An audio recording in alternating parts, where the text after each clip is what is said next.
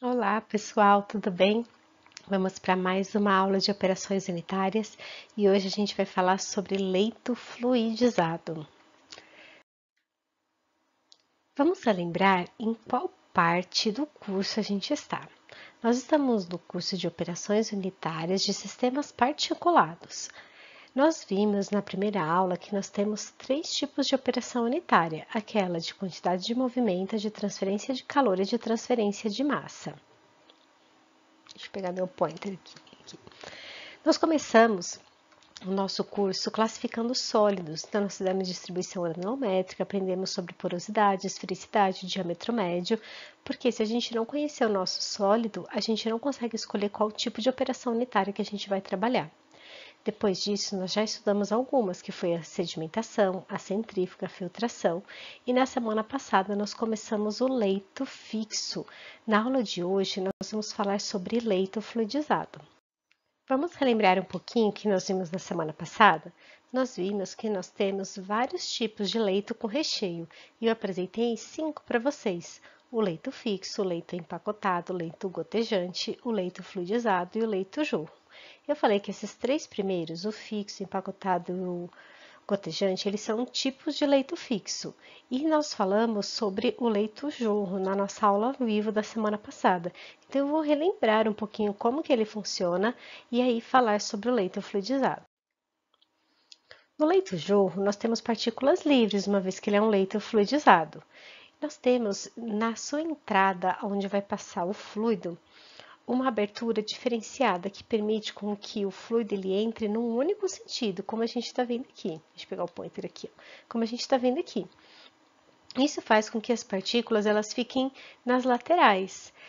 O leito, na parte de baixo do leito, com a entrada do ar, a gente vai ter o arraste de pequenas quantidades de partícula que vão subir e vão se depositar aqui. E essas partículas que elas são arrastadas aqui no meio fazem com que essas partículas aqui se movimentem, né? Então, nesse tipo aqui, nós temos um direcionamento do fluido num sentido específico. Nós calculamos nesse tipo de leito, a gente calcula a perda de carga máxima em função da altura total do leito, não é da coluna do leito, né? Da densidade do material, da gravidade, do diâmetro que ele jorra, né? O diâmetro da coluna, esse fator de atrito que pode variar entre 1,25 e 3,2 e só. Né? Nós vimos também essa parte do gráfico, né? Então, assim, no começo, a gente precisa de uma velocidade maior para vencer aquelas partículas que estão no meio. Depois que aquelas partículas elas estão separadas, nós podemos diminuir a velocidade até uma velocidade mínima. Essa velocidade mínima é a menor velocidade que a gente tem ainda com a formação do jorro, que é aquela parte central. Como a gente já não tem aquelas partículas, ela é menor do que a que a gente atingiu para poder separar essas partículas. E aí o nosso gráfico ele fica da maneira como a gente está vendo aqui. Isso é o que a gente viu na semana passada. Nós vimos também que nós conseguimos calcular essa velocidade mínima do jorro e a altura que ele vai chegar, né? Na aula de hoje, a gente vai falar sobre leito fluidizado. Nesse leito fluidizado, nós não temos a entrada do jorro como nós vimos. Nós temos uma distribuição uniforme desse fluido, aonde ele vai poder percorrer essas partículas que estão livres. A grande vantagem de um leito fluidizado é que a gente tem um íntimo contato partícula a partícula, né? Além de partícula fluido, obviamente. O que depende do leito fluidizado? Ele depende do tipo de partícula que a gente tem, a forma, a densidade, a distribuição granulométrica dela, o diâmetro médio que a gente consegue calcular e do fluido. Do fluido depende a viscosidade, a massa específica e esse leito ele é em função da velocidade do fluido que a gente tem. Esse fluido ele é distribuído uniformemente e nós temos algumas etapas desse leito fluidizado. Inicialmente, nós temos o leito fixo, que é que a gente ainda não atingiu a velocidade para fazer essas partículas se mexerem. Nós temos, então, a fluidização incipiente, que é a menor fluidização que a gente tem, o início da fluidização, que é quando essas partículas começam a expandir o leito, né? Que elas começam a se movimentar. Nós temos a fluidização turbulenta, né, que é quando a gente tem a fluidização propriamente dita, e o transporte pneumático. Esse transporte a gente já tem o carregamento das partículas, então deixa de ser um leito fluidizado, ele passa para transporte de partículas, tá? Então a fluidização ela termina nessa fluidização turbulenta. Esse daqui é um exemplo de leito fluidizado que eu vou mostrar o vídeo para vocês lá na aula.